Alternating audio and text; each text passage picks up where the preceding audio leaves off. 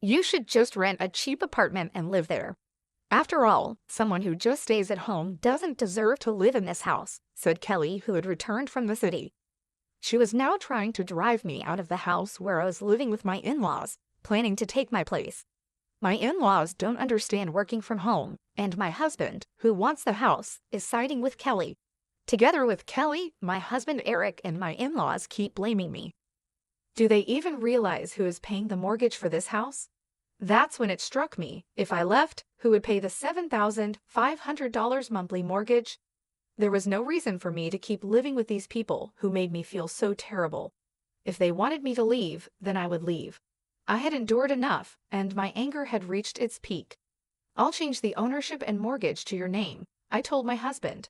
With that, I divorced my overjoyed husband Eric and left the house. Little did they know they would soon face an unexpected situation. My name is Lauren. I used to live with my husband Eric, who is 3 years older than me. I met Eric while working at a company, but it wasn't the typical office romance. Eric worked for the cleaning company that serviced my office. When I met my husband, I had just lost both of my parents in quick succession. First, my father was diagnosed with an illness, and the doctors gave him only 4 months to live. While caring for him, my mother fell ill too, and despite her fight, they both passed away, leaving me alone. Having no siblings, I suddenly found myself all by myself, struggling to accept the reality that my parents were gone. After their passing, I would often think of them at random moments and tear up. However, I tried to hide my feelings from those around me who were being considerate. I forced myself to smile all the time while at work. The first time my husband Eric spoke to me, I was trying not to let anyone notice as tears welled up in my eyes. I stood in the hallway during a break, staring blankly out the window, lost in thoughts of my parents. I had seen Eric at work before, and we had exchanged nods, but we had never spoken, and I didn't even know his name yet. Eric approached me as I looked out the window and asked, "Are you okay? You seem a bit down." In response to Eric's gentle inquiry, I found myself talking about my parents. Maybe it was easier because he was a stranger whose name I didn't even know. When Eric heard about my parents' passing, he sympathized, saying he was close to his own parents and could understand the loneliness. I was glad that Eric listened to my story. After that, we started having brief conversations whenever we saw each other at work, and it didn't take long before we started meeting outside of work. Soon after, we started dating. Eric introduced me to his parents. As Eric had mentioned, he seemed to have a good relationship with them. His parents, aware of my loss, were considerate and invited me to visit them anytime. I quickly grew close to my in-laws, and without a formal proposal, it naturally led to me marrying Eric. After the wedding, we rented an apartment near my in-laws and started our life together. After getting married, I quit my job and switched to a company that allowed me to work fully remotely from home. I did this considering the possibility of having children with Eric in the future. I told Eric about my career change, but it seems he didn't quite understand it. For now, he just knows that I work from home using my computer. Since my salary didn't change after switching jobs, I decided to take care of the living expenses. Eric earned less than I did, so we agreed that I would pay for our expenses while Eric would save his salary, except for what he spent on social activities. Eric didn't have any expensive hobbies, and before we married, his social expenses were mostly just dates with me or going out with friends. Eric himself said he was okay with me managing our savings, so this is how we handled our finances. Working from home was all positives for me. Above all, I was happy that I could enjoy leisurely meals with Eric when he came home. This wouldn't have been possible if I were still working at my previous company. Before marriage, I often made simple meals just for myself, but now, wanting to please Eric, I find myself wanting to cook more elaborate dishes. Our life together was peaceful, but then a few years into our marriage, something shocking happened. My in-laws' house was completely destroyed in a fire. Fortunately, my in-laws were unharmed, but they lost all their possessions and irreplaceable memories like photo albums. For a while, my in-laws stayed in our apartment, and they were deeply upset. I wanted to cheer up the two people who had helped me heal from the loss of my own parents, so I did everything I could to care for them. I cooked, of course, and also took care of the household chores during breaks from work, making sure they felt comfortable. On weekends, Eric and I would go out with them. However, my in-laws felt like they were being a burden and struggled to regain their usual cheerfulness. They often mentioned that they couldn't stay with us forever and were concerned about imposing on us. So my husband Eric and I decided to build a house to live with my in-laws. Until now, my in-laws had never brought up the idea of living together, but Eric and I had been considering it. In preparation, I had been saving from my salary, separate from the savings my husband was making, thinking it was better to get a mortgage sooner rather than later. I suggested that we use this opportunity to build a house. My in-laws were delighted, and the conversation quickly came to an agreement. The house they had lived in was a charming wooden structure built by my great-grandfather. It had been fine when they were younger, but as they aged, they started experiencing various health issues. Therefore, they had many requests for the new house. Eric, too, wanted to add various features, thinking that if we were going to build it, we might as well do it right. Ultimately, the cost ended up being much higher than anticipated. Still, convincing myself that we would be living there for a long time, I agreed to build a house that met all three of their requests. I began to sense something was off around this time. Eric was excessively claiming to his parents, Rachel and Kyle, that he was the one building the house, and they were constantly thanking only him. Even though the house and the mortgage were in my name, and the down payment came from my savings, it seemed like Eric hadn't mentioned this to Rachel and Kyle at all. Because of Eric's insistent claims that it was his house, Rachel and Kyle started pressuring me to thank Eric as well. I appreciate Eric not just for the money. I paid more because I could, not because I wanted gratitude from Eric or Rachel and Kyle. However, even when Rachel and Kyle said things to me, Eric didn't stand up for me. Instead, he jokingly said, "That's right, you should be grateful to me for letting you live in a new house." I was definitely upset after hearing these falsehoods repeatedly. I understand that Eric has his pride, so I didn't ask him to tell his parents the whole truth. But I did ask him to stop making it seem like I was doing nothing.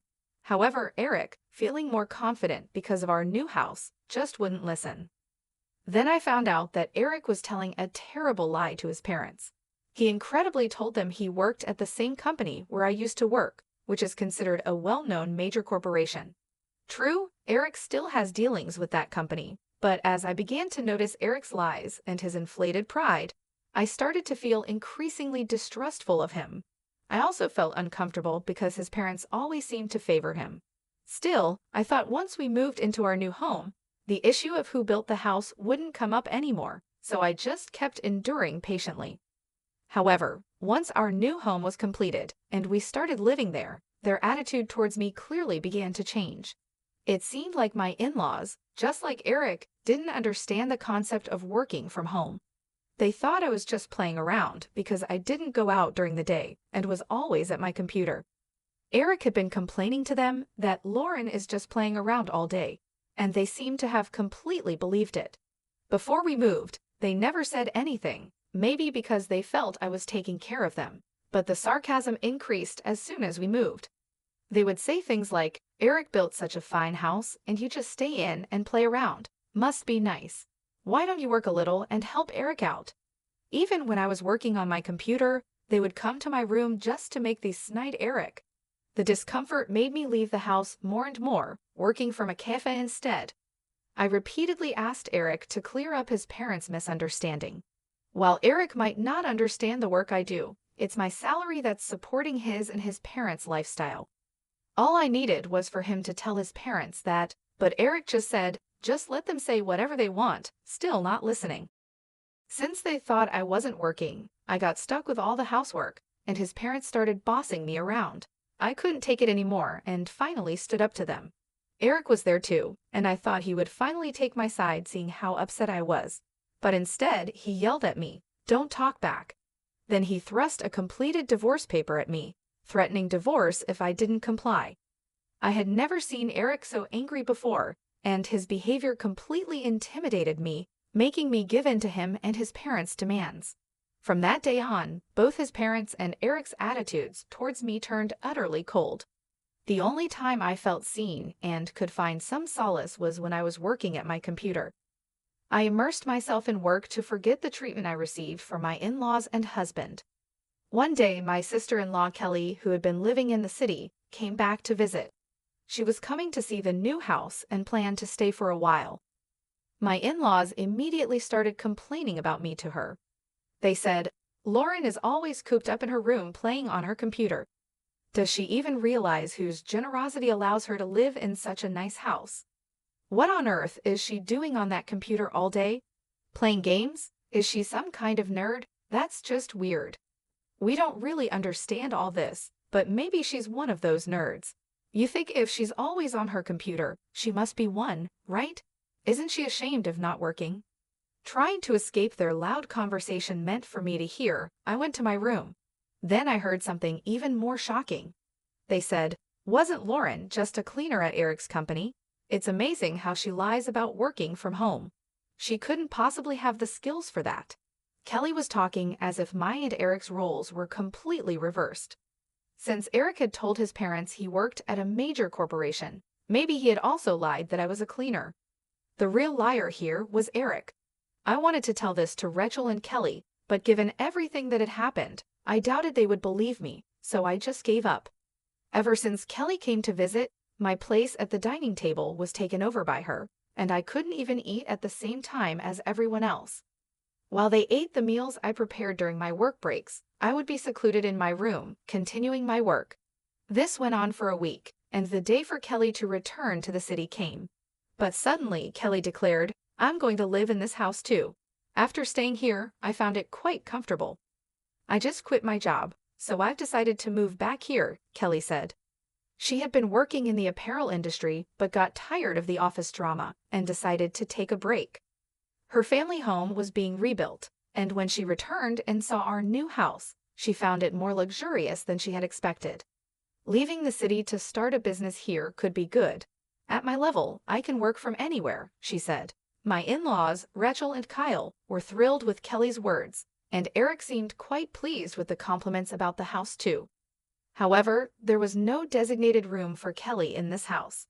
Until now, she had been staying in the guest room, but if she were to live here permanently, another room for Kelly would be needed, and the house had no spare rooms. Kelly had realized this after living with us for a week. She told me, "I'll live here, so you should leave," with a smug, malicious grin. "People who just play around at home don't deserve to live in a house like this. You should find some cheap apartment somewhere and live there." "No, this house is mine because I started to say, but Rachel cut me off. "That's a good idea. You do nothing but stay at home all day." Rachel sided with Kelly, leaving me no room to argue. I tried desperately to explain my job, but Kelly, who had just said that work could be done from anywhere, wouldn't understand about working from home. Just because I'm not going out, they say I'm not working. They're trying to corner me with such an absurd argument. After everything that's happened, I'm really starting to get angry. Eric doesn't try to speak the truth, just stands there laughing and watching the situation. Until now, I kept quiet, considering Eric's position, but I finally told Rachel, Kyle, and Kelly that this house was built in my name. I'm paying for all the mortgage and all the living expenses. The down payment came from my savings, and Eric hasn't paid a single penny. Seeing me speak up to this extent, Eric was clearly panicked. However, the only things that came out of his mouth were words to berate me and self-serving statements to hide the truth. He shouted at me, calling me noisy, telling me to shut up, and calling me a liar. Eric was obviously flustered, and it was clear he was hiding something, yet Rachel, Kyle, and Kelly still defended him, calling me the liar no matter how many times I tried to explain. I said it wasn't a lie, but they didn't believe me. That's when it struck me, if I left, who would pay the monthly mortgage of $7,500? There was no reason for me to keep living with these people, enduring such unpleasantness. If this house is supposedly built by Eric, who works at a major corporation, maybe it should all truly be his. With that thought, I decided to sign the divorce papers that Eric had pushed on me, intending to threaten me. When I offered to change the house's title to Eric's name, he was so delighted he almost danced. He must have thought the house would now fully become his own in name and reality. He's not wrong, but Eric misunderstood one thing. Initially, to change the mortgage to his name, We tried to go through the process together, but Eric disliked the complex procedures and told me to handle it alone. Just you go and listen to all that complicated stuff. It's just a name change, right? Get it ready for my signature only, he said. Since that wasn't possible, I took the reluctant Eric to the bank and a legal professional for consultation. Throughout, Eric didn't listen to the explanations and just played with his smartphone. When it came to signing the documents, he finally became eager. "If I sign this, the house will be in my name, right?" he asked. After I confirmed, he happily signed the documents. Once all the procedures are completed, both the house and the mortgage will finally be Eric's. I've explained it several times, but I wonder if Eric has truly realized it. He was ecstatically reporting to Rachel, Kelly, and Kyle. Even after hearing this, how can they still believe that Eric works at a major corporation and I'm unemployed? I watched this scene with a feeling of astonishment. After changing the house and mortgage to his name, I filed for divorce. "We're going on a trip to celebrate this, so you better move out while we're gone," Eric said. Waiting for the procedures to finalize, Eric took Rachel, Kelly, and Kyle on a ridiculous divorce celebration trip. They were apparently going abroad and wouldn't be back for about 15 days. During that time, I sold all the furniture and appliances I had brought into the house and packed my belongings into the car, ready to leave while handling various procedures in parallel. I was also looking for a new house and moved immediately after packing my belongings. The place I chose for my fresh start is the top floor of a high-rise condo. It was a stroke of luck that this condo worth about $8 million was available. However, given the timing, I thought it must have become available just for me, and I decided to boldly purchase it. For the past few years living with Rachel, Kyle, and Eric had been stressful, so I was thrilled about my new life ahead. In fact, I had an inheritance left by my deceased parents. I had been investing using that inheritance even before marrying Eric. Initially intended as just a way to earn some pocket money, these investments turned out to be a huge success, and now my assets amount to several $1,000,000. I had planned to use that money for a relaxed early retirement with Eric in the future. I had kept this asset a secret, intending to surprise Eric, but now I'm truly glad I never mentioned it. If I had told them, Rachel, Kyle, and Kelly might have joined forces to take my assets.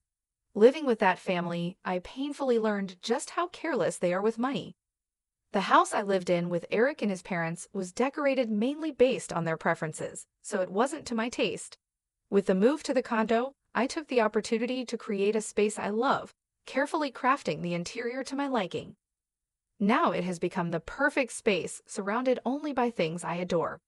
Above all, there's no one around to make snide Eric, so I can happily work from home. Once things settle down, I'm planning to join a cooking class or yoga studio. Finally, in this enjoyable and free time, I have regained a peaceful mind for the first time in years. The call from Eric came the night they returned from their trip abroad. He must have realized that the furniture and appliances were gone upon returning home. He demanded them back, but I paid no attention. Everything was bought with my money, so it's my choice to do what I want with it. I didn't want to leave anything of mine in the house of those who had caused me so much suffering, not even the furniture and appliances. Of course, they were unnecessary for my new home. When I told Eric that I had already sold them, he still demanded I buy them back immediately. "It's impossible. You, working at a major corporation, should just buy new ones," I retorted and then hung up the phone. That day, Eric called several times, but I ignored all of his calls. Months had passed since Eric and his family returned from their overseas trip. I had completely forgotten about my previous life and was having a great time getting along well with my neighbors. That day, I was returning from a cooking class I attended, invited by a friend who lived on the floor below. Suddenly, I received a call from Eric. Although I was suspicious, I answered, thinking there might be an issue with paperwork that needed attention. As soon as I answered, Eric shouted in a loud voice, "What is this all about?" It was just like the day they returned from their overseas trip. Wondering if there was anything else besides the furniture and appliances that could have angered my husband, I decided to listen closely.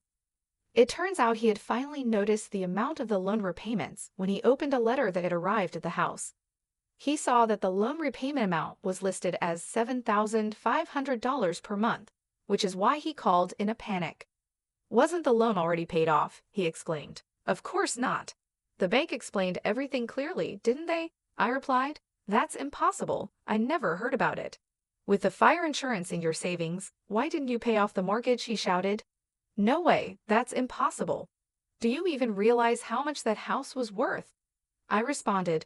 Shockingly, it seems Eric believed the mortgage was already paid off, despite the bank's detailed explanation, which he had nodded to. He was apparently under a different impression. I was sitting right next to him, watching and listening, so I remember it well.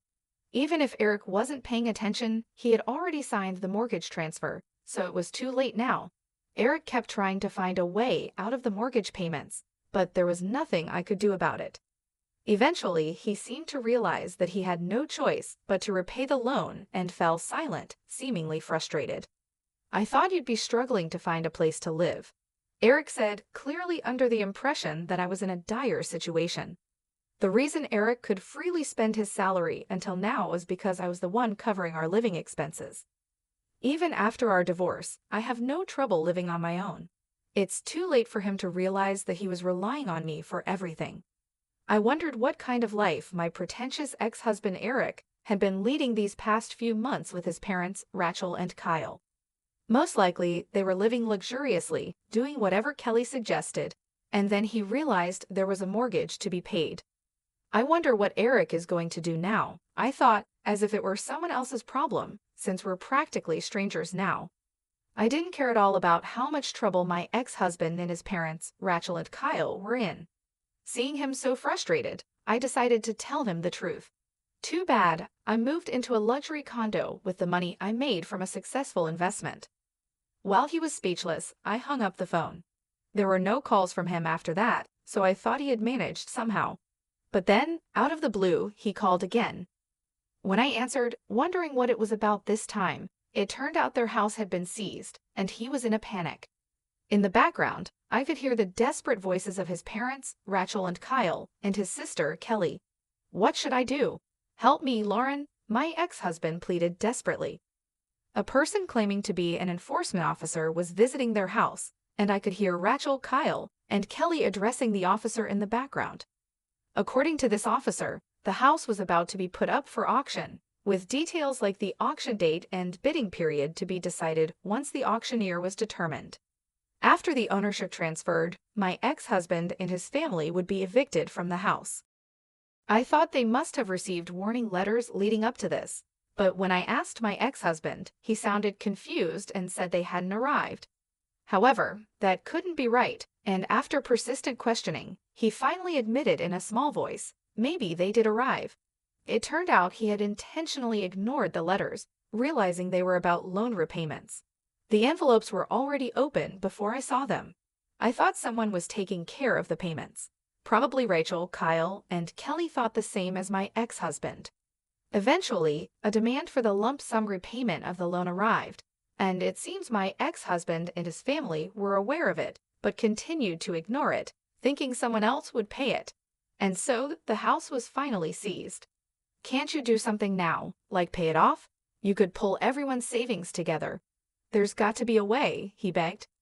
I couldn't hide my frustration at my ex-husband's helpless tone. When I suggested they pool their savings to pay off the loan, all he could say was, "It's impossible." Apparently, Rachel and Kyle had squandered their savings on an extravagant overseas trip and were planning to rely on their son, who they thought worked at a big company, for their future. It was all just their assumption.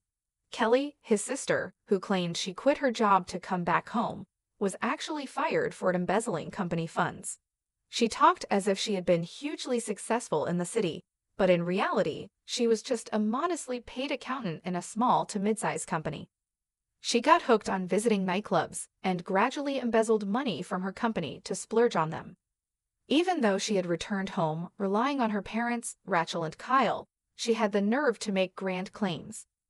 As for my ex-husband, after our divorce, he pretended to be working at a large corporation and started dipping into his savings to cover living expenses. Rachel, Kyle, and Kelly lived lavishly, and the money he had saved while we were married was completely gone. Then came the demand for the lump sum repayment of the loan. As their financial situations came to light, it seemed like the focus shifted from the court case to blaming each other. In the midst of this, my ex-husband started clinging to me. "Please, Lauren, you're living in that high-rise luxury condo now, right? Let's all live together there again." I refused. "We're divorced now, and as far as I'm concerned, we're strangers." Although I had felt a bit sorry for him earlier, I definitely didn't want to live with those people ever again. Hearing the voices of my ex-in-laws, Rachel, Kyle, and Kelly, in the background, I felt more resolved and firmly declined my ex-husband's offer. Upon hearing my refusal, Rachel, Kyle, and Kelly immediately started hurling insults at me. I heard various derogatory terms like heartless, scammer, and thief. Perhaps out of spite for being rejected, my ex-husband joined them in berating me. The noise over the phone was unbearable. Despite everything being the result of their own actions, there was no sign of remorse from them. Eventually, all four of them started blaming each other, leaving me out of it and arguing among themselves. I decided then and there to never involve myself with these people again. I quietly hung up the phone and blocked my ex-husband's number. A few days later, I came across a concerning headline in a corner of the newspaper. The article about a father and son getting into a fistfight and the police being called made me suspect it was about my ex-husband and his father. I decided to contact a mutual acquaintance who lives near my ex-in-law's home. Sure enough, the incident reported in the newspaper was about them, and it happened after I hung up the phone on my ex-husband. The article mentioned that a neighbor noticed the fight and called the police, leading to their arrest. My ex-husband, his father, Rachel, and Kelly, who tried to intervene, all sustained injuries that would take about 3 weeks to heal completely. After receiving a stern warning from the police, they were released. However, the incident making the newspapers meant my ex-husband faced severe reprimands at his workplace, although he wasn't fired. The cause of the fight was exaggerated and quickly spread throughout the company.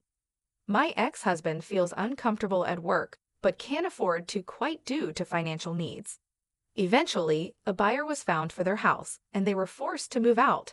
They managed to find a new place, but it's an old, cramped, bug-infested apartment, a far cry from their previous home. The family of 4 began their new life there. Bugs appearing daily in the rooms are causing Kelly and Rachel to make such a fuss that they have already received complaints from the neighbors. They tried to work and rent a new house quickly, but both in-laws and Kelly seem to get into trouble at work and end up being fired. Especially Kelly, with her past of embezzling company funds becoming widely known, is finding it difficult to get rehired. It looks like they will have to continue living on my ex-husband's income alone. My ex-husband seems to be trying to find out where I live, asking our mutual acquaintances persistently. They have warned me to be careful. Even if my ex-husband finds my condo, he'll just be turned away by the full-time concierge. I gratefully accepted the advice from my acquaintance and made sure to ask the concierge to be on the lookout. With this, the turmoil with my ex-husband and his family finally comes to an end. It hasn't even been a year since I left that house, but it already feels like a distant past event. I've completely adapted to life in my luxury condo, enjoying my days filled with hobbies and work. I plan to enjoy my carefree single life for a while without thinking about marriage.